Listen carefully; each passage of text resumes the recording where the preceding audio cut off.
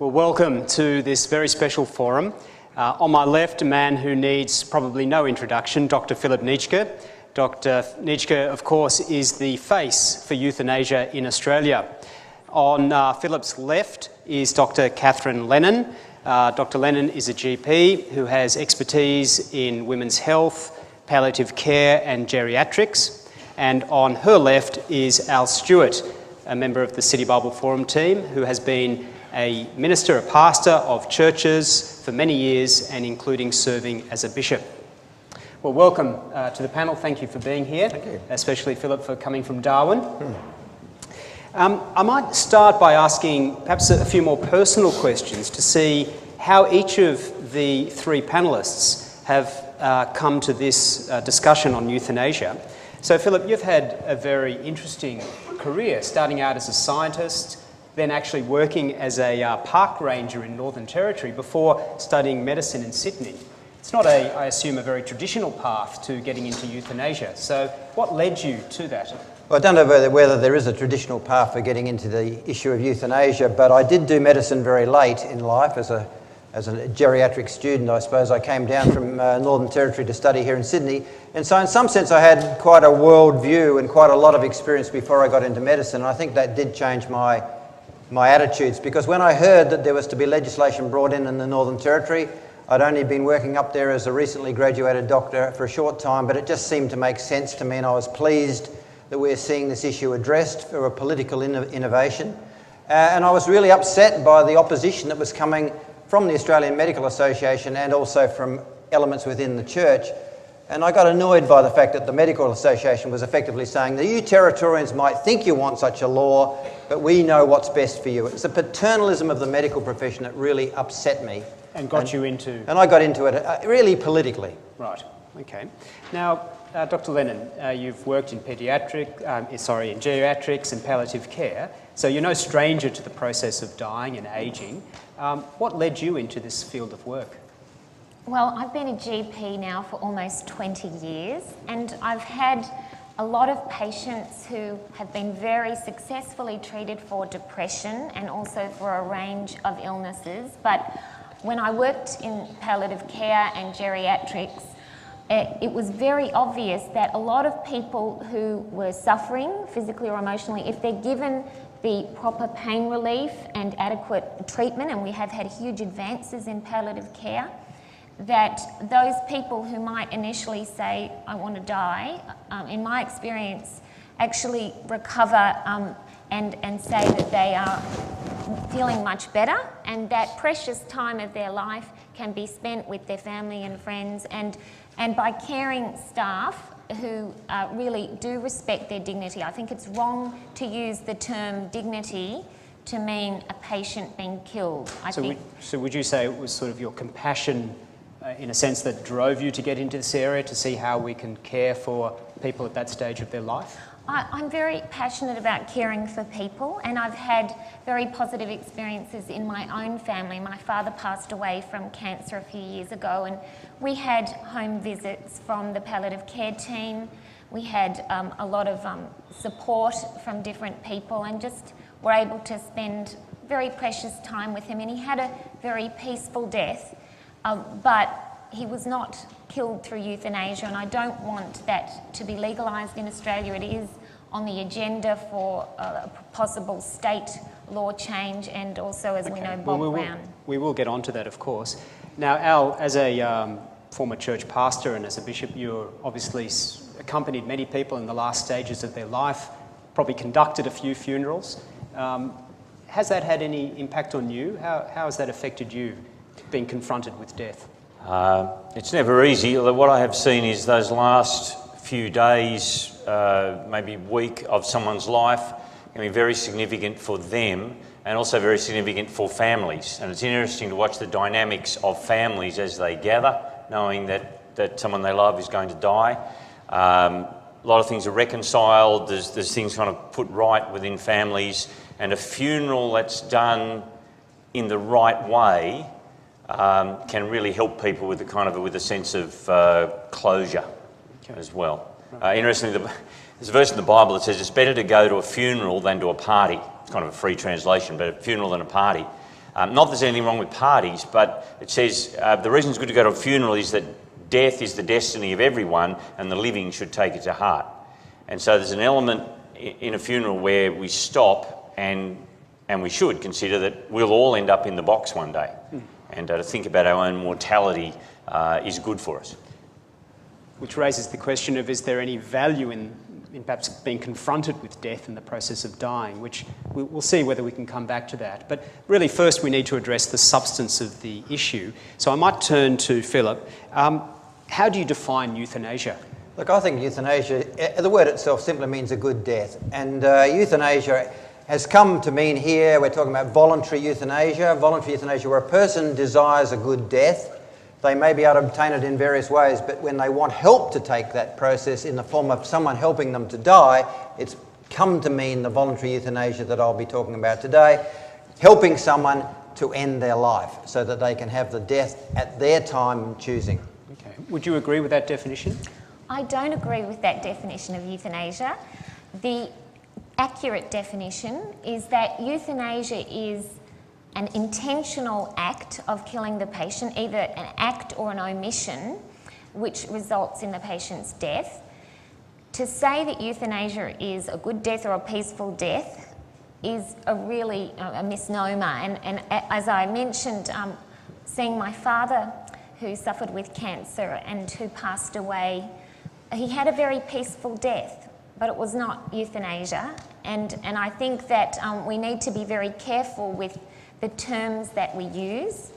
Mm-hmm. So all of us are going to die. It's not a right to die, because in all of the Universal Declaration on Human Rights and the code in our law that looks at people's rights, there's a right to life, but there is not a right to be killed. And I think that would be a more accurate way of describing euthanasia and assisted suicide.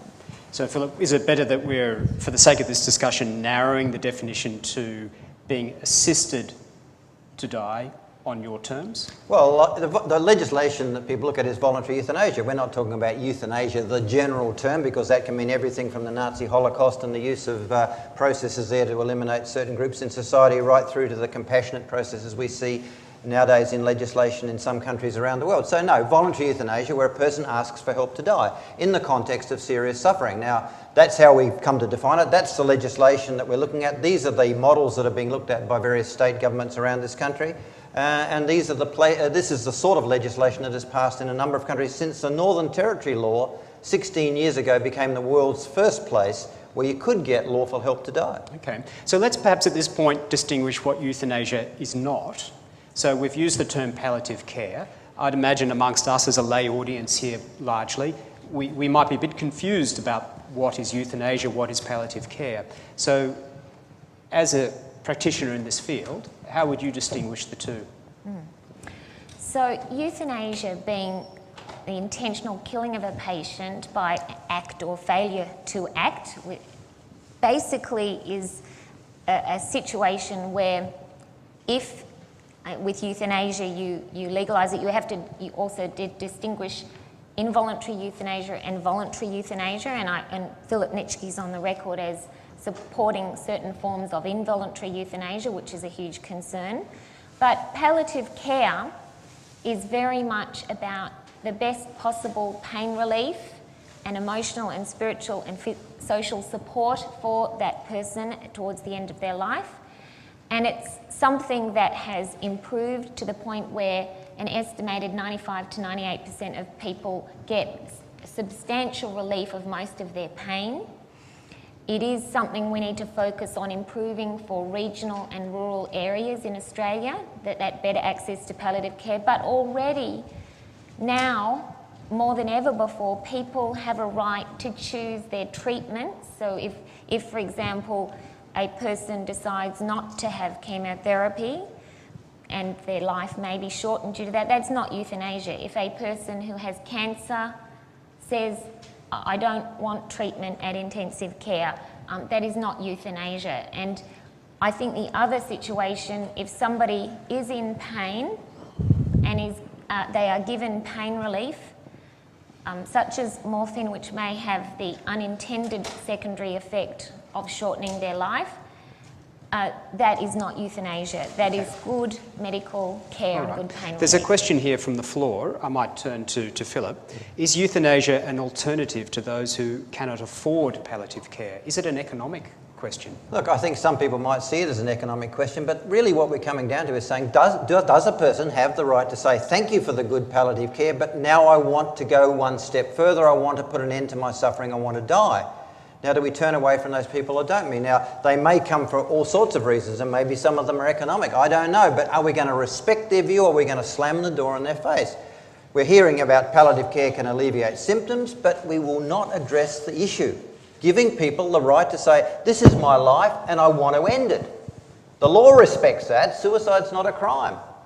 But if anyone should help you, you'll spend a decade in Long Bay. So and that situation has to change. So is it worth just clarifying that it's therefore not so much a question of alleviating pain, because palliative care can do that. Is it what's driving your desire for euthanasia to be legalised more to enshrine the right that an individual has to choose how and when they die? Certainly that's my position. Now, legislative models have tended to focus on a certain group, and they are the terminally ill people, and giving them that option. But my own personal view, my philosophical position myself, is that people should have that option. What precious gift is life if you can't give it away at the time when you decide, and we're being told we can't? Okay, so it isn't so much an issue of suffering, because palliative Mostly, care... look, it often is, but it isn't always. There are exceptions. Sometimes it's other reasons. People come to my euthanasia clinics I hold all over Australia with all sorts of reasons for wanting to die. Mostly, they're in the context of a person with serious illness. But sometimes they come with unusual reasons, and to trum along and try and impose on them my worldview, I think, is offensive. I respect a rational adult's decision to die and try to give them the help they need. Okay.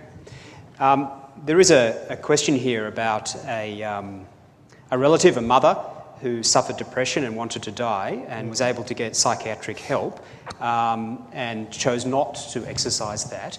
Is there the possibility that people with depression might be tempted to opt for euthanasia, and are we avoiding the possibility to treat the depression? Look, clearly that's a possibility, and clearly depression is an issue which we must take seriously. Now, it's a difficult issue.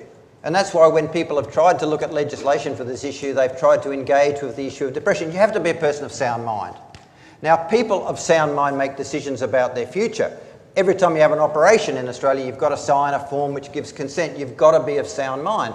Now, you're saying, well, if you've got depression, you mightn't be of sound mind and you shouldn't be agreeing to an operation or to a process which could lead to your death for euthanasia. That has to be excluded. Now, there are ways to do that rather than simply throwing up our arms and saying, oh, they're probably all depressed and no one should have this option. That, I think, is the tragedy, and that's what's happened in this country, whereas other countries around the world have moved on. Australia is stuck in the dark ages. We briefly had the world's first legislation. Since that time, we just sit here in Australia and watch the rest of the world engage with this issue and bring about civilising legislation. So, Dr. Lennon, is there a risk that some with depression, though, might not seek or be given the help they need and opt for euthanasia? Yes, well, it's certainly considered good medical practice if somebody says, I want to die, they're having suicidal ideation, to give that person, as a medical emergency in a sense, all the help and support they can, because most of those patients are depressed and depression is treatable. There are some wonderful resources, particularly things like Living is for Everyone, a government-sponsored initiative, and also Beyond Blue, which make a lot of really good suggestions and provide help so that people who are feeling down, and we all go through ups and downs, but people who are feeling down can access help and treatment, can get support from family and friends. Some people respond to medication. But when you look at the list of the suicide prevention suggestions, Dr. Nitschke almost does the exact opposite. So he says to people who are considering suicide to isolate themselves. He gives them very specific instructions on different types of poison barbiturates or plastic bags to use. Everything in the good code of medical practice Dr. Nitschke is pretty much doing the opposite, and I would say that is probably one of the reasons that he's being investigated by the medical board at the moment. We might just pause at that moment. Yes, because all doctors need to have certain code of ethics and respect the life of that patient. Right.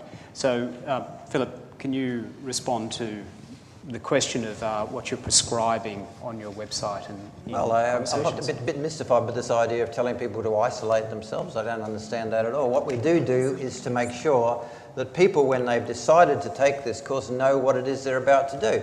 You've got laws in this land which say suicide is not a crime, but anyone who helps you is going to spend a long time in prison. So people won't help, so people are stuck with no access to good information. People become more desperate. They want to die. They can't get help. They can't get information. Desperate people do desperate things.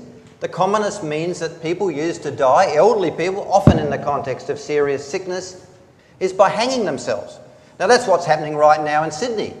Now we can do better than that by giving good information out there. If people are going to take this course, at least give them the means, give them the information, allow them to make valid choices, and that's what we set out to do. And you're saying you shouldn't do that. Keep people in the dark. They'll just sit there and smile and smile and smile and live long and happy lives. Keep people totally deprived of information and they'll live long, happy lives. It's rubbish. You empower people by giving information. And that's exactly what we've tried to do. And of course, as soon as we did that, they've banned my book. They've done everything else to make sure that people are kept in the dark. That's the government's approach to this issue. Keep people in the dark and keep them deprived of information so they smile and live happy lives. I can imagine that perhaps one of the arguments might be that by providing the information, in a sense, there's the risk of the floodgates being opened. Yes. There is a question here that, and you've referenced this in your earlier comments about other jurisdictions where this has been legalised. Is there any evidence, and pulling in from the question here, that where it has been legalised, Holland, Belgium, I think, that there has been a little bit of a slippery slope in terms of who is eligible for euthanasia? Look, there's certainly been a slope. I wouldn't necessarily say it's a downward one. I mean, what happens when you bring in legislation is that people have a chance to look at it and to revise it, and it's been revised in Holland, it's been revised in Oregon and Montana, and also in Washington and in Luxembourg, Belgium and in Switzerland. These are the countries around the world which have tackled this issue. And they're changing as their populations want the legislation to change. And I think we should respect the views of those people. Can you give examples of how In the case of the Dutch, they altered the age at which a person could access this legislation. So a person can be terminally ill at the age of 18, can be terminally ill at the age of 16. We shouldn't simply say, I'm sorry, you don't become eligible till you come to a certain date. They've recognised there are certain forms of illness where you can be suffering and at the same time be able to give consent and take this course. There's a lot of changes about this legislation, but the idea that people are being put down in droves in Holland without their consent, which I'm sure you'll hear people say, is actually rubbish, and the Dutch are quite offended by this. In the recent Senate conflict that's going on in America at present, we had one of the candidates say that, and the Dutch were appalled. Come to Holland, they said, and we should all go to Holland. When you listen to some people speaking about it, you'd be fearful to get off the plane. You think you stepped on the ground, you'd be put down. Holland is a wonderful country because it's had the guts to take on this issue, whereas we just sit there and say, oh, we can't tackle this, it's too difficult. So, Dr. Lennon, what's your knowledge of the experience in countries such as Holland? Well, in the 30 years where euthanasia has been widely practiced in Holland, they have moved through this slippery slope where it was started off initially of euthanasia of people who are terminally ill. It then progressed legally to allow euthanasia of people who are chronically ill, and they've also made changes so that people not just with physical illness but people with mental illness and psychological distress are eligible for euthanasia in Holland, and they're currently considering people who are just tired of life. They're debating whether they should be eligible. They allow suicide assisted by doctors. Now they've started mobile clinics where they're driving around through the streets and particularly giving techniques, giving people the ability to commit suicide or euthanasia. And in the Groningen Protocol, they are also practicing euthanasia in Holland on disabled babies. So it really is promoting not just voluntary euthanasia but involuntary euthanasia, And in all of the countries in the world where they've legalized euthanasia, involuntary euthanasia, in other words, without explicit request or consent by the patient, is practiced. Some of the statistics from the Dutch government through the Remlink report and also published in the New England Journal of Medicine 2007, over 50% of Dutch physicians admitted to practicing euthanasia, most often on cancer patients, but only 60% kept written records of their euthanasia practice, and only 29% filled out death certificates accurately. Now, this is a problem. I think in Britain they are considering whether they should alter laws on physician-assisted suicide. They had a doctor there who had a philosophy that the elderly were a drain on society. He made comments about the elderly being a drain on society. And that was Dr. Harold Shipman, and that GP, over a period of 24 years, killed over 216 patients. He's the worst serial killer in Britain. We have to be extremely careful and cautious about preserving laws that protect patients. Well, it didn't do very good in that job, did they? Well, he was caught and he was in prison. But if you legalise euthanasia, there will be many cases and many innocent people who will be involuntary euthanized, and all of the. I might just, Kathy, at this point say that it's interesting your description of the legislation in Holland and how it's been loosened. To what extent, Philip, do you think that reflects perhaps, and that's been over a period of time, to what extent does that reflect perhaps your own personal journey in thinking about this? I think it reflects my views too. I think they've been quite reflective and appropriate loosening of the legislation with time. I mean, the Dutch can vote that law out at any time. It's a democracy. Some would say it's a better democracy than the one we've got here in Australia. They can vote out that legislation and they don't. The people like that legislation and they get a bit upset by people in other countries looking at it and saying, oh, now you're putting down the babies. Well, fair go. Have a close look at Holland and before you start throwing the stones at their glass door. What I'm thinking is that there is a need to have legislation brought in and to watch it closely, and there will be a need to evolve, will be a need to change. Sometimes legislation has to be altered, but don't just sit here and say we can't have laws like this. The dangers are too great, and that's what we've done in Australia. I guess it's interesting that we can sit here on this side of the world and observe what's happening over there. So I might turn to you at this point, Al. In a way, there's two quite different visions of society happening here. In a sense, it's asking the question for Australia, for us to think what type of society we want. Would you like to sort of comment on that? I think in some ways it's a trajectory kind of decision, and that different world views will take you in different directions. We've just had the Global Atheists Convention in Melbourne a couple of weeks ago. Now, I'm not saying that atheists are evil, particularly evil or whatever, or that you can't be, good, friendly atheist, etc. But atheism, when you pull the plug on God, what are you left with? Well, let me quote the spokesman for the New Atheists, which is Richard Dawkins, who's got a good turn of phrase. Dr. Dawkins says, what we see in the world is no good, no evil, no meaning, no purpose, just blind, pitiless indifference. And so the value that we put, one of the consequences of that, the value that we put on human beings and what gives life value and so on is arbitrary. It's whatever you choose or don't choose. And so we might choose some kind of utilitarian view of life, the amount of pleasure you have or how aware you are or whatever it is. And we may decide that a disabled baby is not worth saving because they're not going to enjoy the quality of life, and so we put them down. But it's like playing tennis without a baseline, and all we're left with is opinions. And I think a lot of the atheists that we deal with in this country are Christian atheists, and that is they're still operating on the Judeo-Christian court that had right and wrong and the value of human life.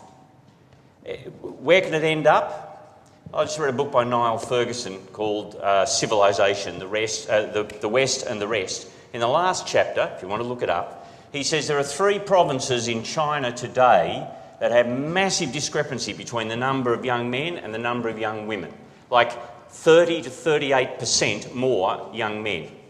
How can that happen? It doesn't happen naturally. Why has it happened? In 1979, the single child policy was introduced, 1 child per family, and babies have been killed, aborted. Why? Because they were girls. It just becomes arbitrary as to which life is worth living and so on. So what's the alternative? What's the vision of society you would prefer? Well, our laws in this country, and I understand it can be frustrating to have a different worldview, but our laws have been based on the Judeo-Christian worldview that human life is precious, inherently precious, and that we need particularly to defend the vulnerable and defenceless. And when are we most likely to be vulnerable and defenceless is at the very beginning of our life and the very end of our life. And there is a cost. We are people in relationship. We are society. There is a cost to actually defending that and those relationships, and that is we may not get to exercise the autonomy that we individually want. It happens to me in all sorts of ways. I can't drive my V8 Commodore at the speed I want. I can't own the firearms that I want to own, and I can't take the recreational drugs that I'd like to take. Now, I know they're trivial examples, but in all of those, things that I would like to do, I put underneath the good of the rest of society. So, in a sense, you've raised there's a tension here between what Philip has advocated for, a personal right, a freedom, an autonomy to decide, in this case, how I should die, versus perhaps the argument that we as a society need to protect the interests of those most vulnerable, be at the early or late stages of life. There is a question even here, is there a risk in all this that those who might perceive themselves to be a burden on society would opt for euthanasia so that they can relieve the burden that they're presenting? So, Philip, how do you respond to this tension between my right as an individual and the need to look after those who perhaps don't have a voice? Yeah, look, I'm a bit taken aback. I mean, I'm a good friendly atheist, and I don't think my beliefs in right and wrong are rooted in some primeval Christian ethic. I think I've got a reason and understanding about what's right and wrong, and I really lost the step how suddenly we flew to China and there we see the one-child policy somehow or other linked to the fact that, again, when it becomes a godless society, suddenly we start to see these sorts of things. You can indeed be godless and at the same time have a very clear idea, as many of my atheist colleagues do, about what is right and wrong. Now, defending the vulnerable? Come on, by respecting life. You defend people, you respect people by listening to them. Now, if you're going to say to the vulnerable person who says, please help me die, sorry, I don't do that, that's not defending the vulnerable. That's ignoring the vulnerable. Taking notice of people is defending them and respecting them. Now, that's a very valid point, but I think the issue that's been raised and also has come through now some of the questions is the issue that raised in Holland of perhaps so-called involuntary euthanasia. Is there a risk in opening the door legally that there'd be cases where people are euthanised who ordinarily would not be? So the option will be seen as an obligation, that they will start to feel they have to do the right thing. Possibly that, perhaps even tied up with economic reasons, perhaps even through insurance or whatever the case may be. Look, how can you be sure that that won't happen? What I'm simply saying now, of course it could happen, but I still think that it's necessary to at least bring in a framework we can recognise the fact that people who do have this clear desire have their choice respected. We need to watch for that. We need careful legislation that makes sure that that doesn't happen. If you say you simply can't do it, other countries can do it, we can do it. And say we can't do it and just sit here with what we have in this society is an unjust, inequitable system where those that are so sick and disabled that they can't end their lives and beg someone to help them, have that person sitting in a courtroom with a jury deciding how they're going to spend the next 10 years. We've just been through one in Queensland, we're about to have another. People do help those they love to die, and that needs to be acknowledged by the law, and some path provided for them so that they don't suffer such savage legal consequences. Yes, although I think, as you've said, it's not just about the sick and ill. It's my position, but that's where these things keep coming up. Yeah, okay. So, Catherine, in your perspective, are there other arguments that you feel need to be raised as to why you are against euthanasia? Well, I think the whole concept of Dr. Nitschke and his organisation promoting suicide and basically trying to provide step-by-step guides, which he has tried to breach Australian law and provided links through the internet to books that have been banned. They are very dangerous, and when they looked, this was published in the Age newspaper, when they looked at some of the things that he was promoting, like Nembutal in the last 10 years, 2/3 of the people who accessed that and used that to commit suicide were under 60, and there were quite a few in their 20s and 30s. So this suggests that people with mental illness or depression, rather than unbearable pain, people with mental illness are actually trying to commit suicide, and Dr. Nitschke is on the public record as saying that people 18 and over, and also a month ago he was talking about babies with disabilities, agreeing that they should be euthanized, and I think that is totally the wrong approach. We need a society that cares for the most vulnerable people. We need laws in place that respect the life of each and every individual and respect their rights. What about the argument that Philip has quite powerfully put forward that, what about the person though who wants to be able to end their life through euthanasia? What about their rights? Look, I think the impression that you get hearing euthanasia advocates is that they want to empower people and give choice. Each of us every day have choices, what we're going to wear, what we're going to eat for breakfast, but the way that suicide and euthanasia take away that person's life, it takes away all their choices. It takes away all of their power. There's nothing more disempowering than killing somebody. So I think this whole misuse of words like respect and dignity is trying to cover up a hidden agenda, which basically those words, in the way that Dr. Nitschke is using them, really mean to kill people. So when he talks about dying with dignity, that word and the renaming of the Voluntary Euthanasia Society to dying with dignity, those words are now being used to mean the right to be killed. Let me give Philip a brief opportunity to respond to that, because time is coming out and I'd like to include one or two last questions. So Philip, how would you respond to that claim? Which particular claim? Well, the idea that it's not dying with dignity really, but it's about... Okay, look, I've said it, I'll say it again. You respect the person, you give them dignity by listening to them. You give them information. You don't keep them in the dark. You say, I'm the government and you can't have that information. You can't know that, because you might misuse the information. When you respect people, you give them information, and when they're suffering and when they can't take this step themselves and they beg you for that step, that help to end their suffering, you provide them with that assistance. You don't turn away from people. That's respect. That's dignity. The people who simply say you can't do that, they're the cruel ones. Okay, so no, we're going to have to move on. We've only got a few minutes left. There are still a couple of questions coming in. One, for instance, Dr. Nitschke, can you guarantee that, unequivocally, that there wouldn't be one person killed without their consent if we went down this path? Look, of course you can't. And there may well be one person who, without their consent, has their lives ended if we brought in legislation. But that has to be balanced by the fact that there's a large number of people out there in desperate straits who are taking the most obscene methods to end their life now and not getting any assistance. So you try to work out the best path through society. It could happen, but let's reconcile the fact that most people will get access to a humane and compassionate death that they crave. You're shaking your head there, Dr. No, Lemon. I think Dr. Nitschke is promoting desperate, vulnerable people to do desperate things, because promoting information about suicide has a tragic outcome. We don't want more suicides in our society. I think the family of Erin Berg, the woman from Perth, is still waiting for an apology from Dr. Nitschke.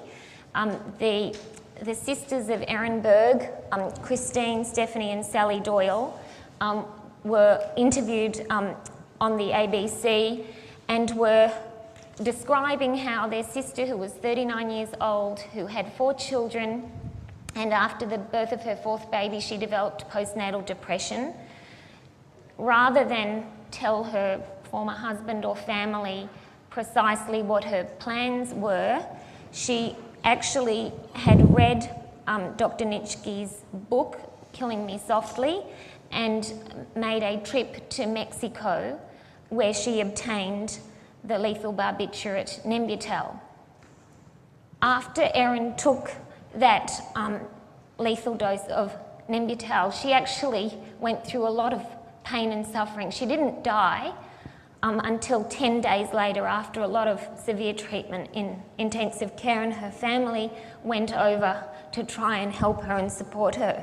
And I just wanted to say what her family is saying, that when they were talking about Erin's situation, and this is quoting the family, that any image of Erin, either alive, in a coma or dead, should stand as a damning indictment of the dangers of your suicide information.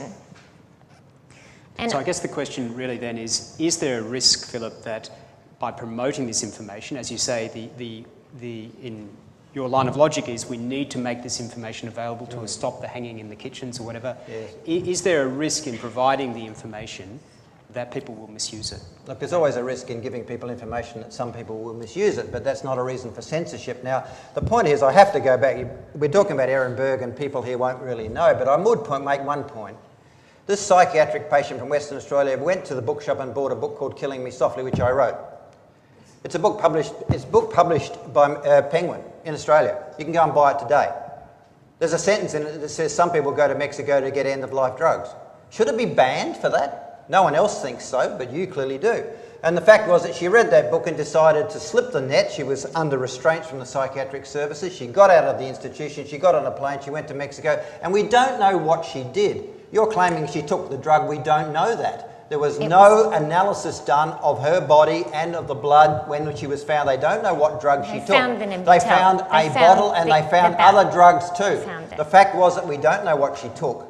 And the fact is that she died eventually in the Tijuana-based hospital. Now the point about it is, what are you suggesting I do? Not even put the fact that some people go to Mexico to get drugs to end of life. That's a sentence that shouldn't be in a book. The fact is that, are we talking about that sort of extreme censorship? People know that drugs will end their lives if they know which drugs, and that was the sentence which caused the trouble. Her family are upset, of course they'd be upset. She's a psychiatric patient, and she went overseas to die, but I don't see I'm responsible. When she contacted me, I said, I can't talk to you, there's nothing Exit has to offer you. I told her that. I'm going to have to draw a line in this conversation now as we approach the end, and there'll just be the last opportunity for each of our panellists to speak.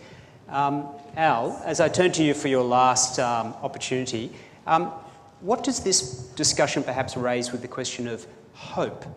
Is this discussion indicating that perhaps we've lost hope if we go down this path?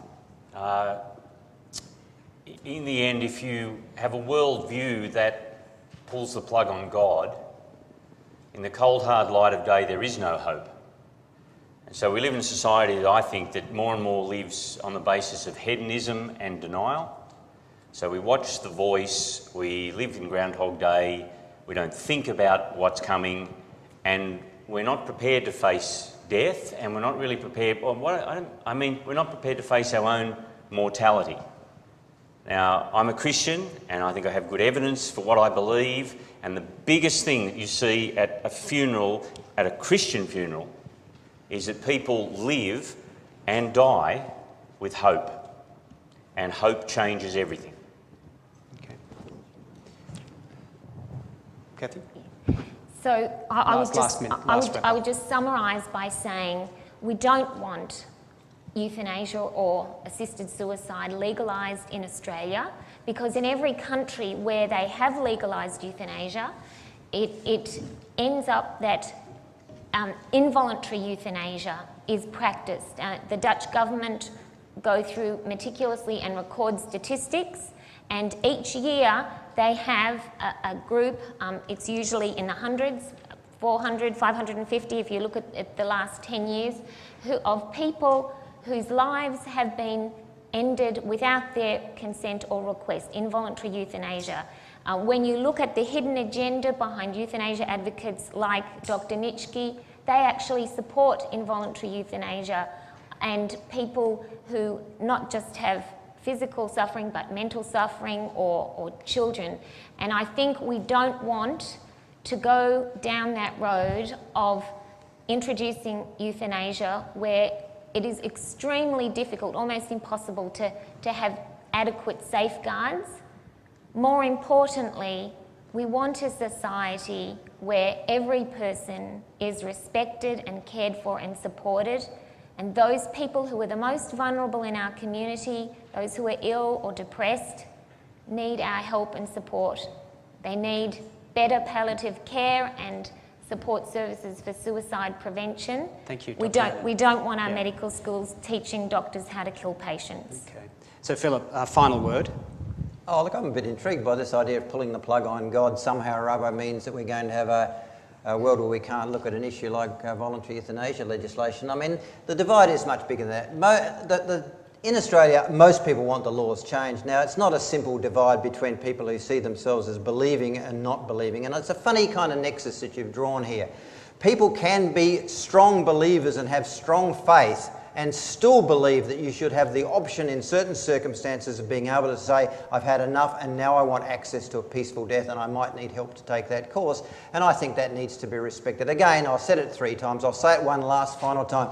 You respect people by listening to them, you respect people by accessing, providing for them the respect that should be accorded to a person who makes a sound decision to end their life, and giving them that option. Slamming doors in elderly people's face who are dying, forcing their sons and daughters to break laws that can lead to a decade in prison is not a way for a healthy society to function. We can do better, we should do better, and sooner or later we will do better. The world is changing, you're on the losing side on this one, and sooner or later we're going to see the world move on, and Australia is just going to get itself finally out of the dark ages. All right. Well, on that definition, you've shown a lot of respect because you've been listening very well. So congratulations to you for sitting there, and please thank our panel.